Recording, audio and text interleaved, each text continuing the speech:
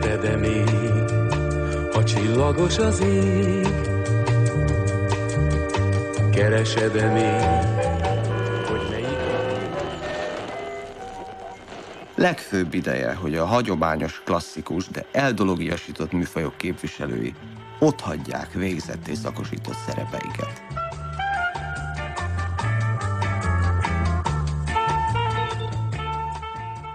Többek között ő az egyik élő bizonyíték arra, hogy van egy hatalmas, ismeretlen terület magyar képzőművészetben, ami el van titkolva előttünk. Ő valóban a festészetnek az animálására törekedett, ami egy egész más dolog, mint által animációs munkákat csinálni. Miközben egyébként eredetileg születés és tehetségnél a leginkább festői tehetség volt.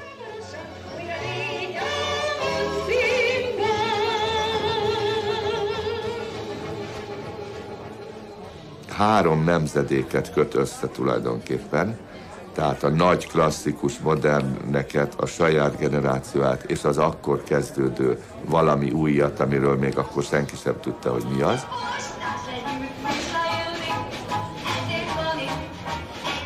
Boris Vian Franciaországban, ő volt egy ilyen kicsit irodalmi fenegyerek, tehát az ő furcsa érzékenységéhez tudnám ezt hasonlítani, vagy pedig Cocteau például, az is egy nagyon fura, dandy kívülálló. Tényleg el tud oldódni minden konvenciótól, kiátsza magát ezek alól, a kánonok alól. Van egy ilyen nagyon furcsa, csúfondáros, ironikus szabadsága az egésznek.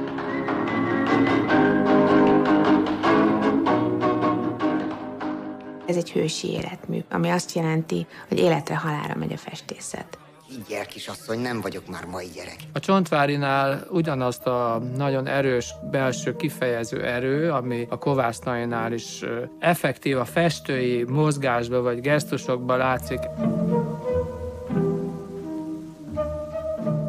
Nekem a Kovásznai az mindenképpen a legfontosabb és a legláthatatlanabb tanárom.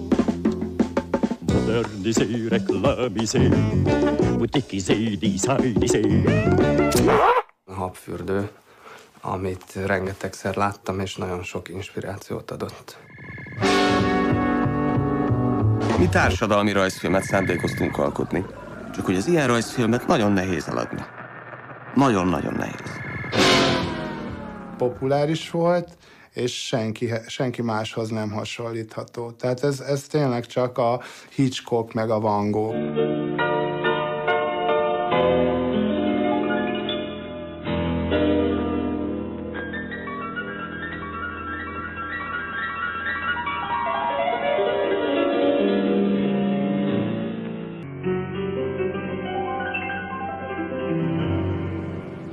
Ő azért nem lett nagy festő itthon, mert ilyen festészet nem volt itthon. Inkább Nyugat-Németországban volt ilyen festészet.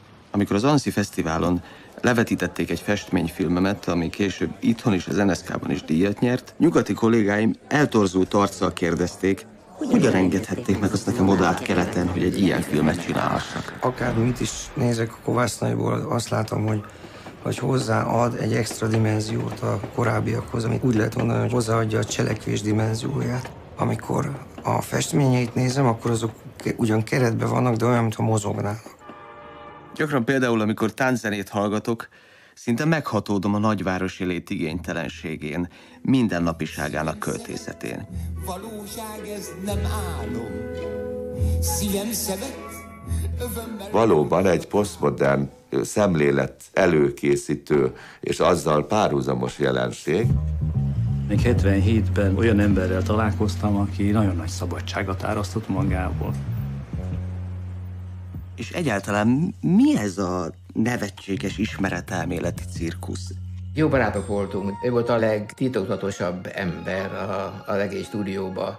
5-6 év után tudtam meg, hogy ő otthon fest, és hogy neki a lelke igazán a festés inkább, mint az animáció. Itt akkor csodálkoztam rá, hogy Jézus Mária. A filmeiből is már lehetett sejteni, de a képeiből az embert arcul csapta az, hogy ebbe a kívülről szelíd és harmonikus lélekbe ilyen örvények kavarognak. Közvetítettünk. Lélektől lélekig.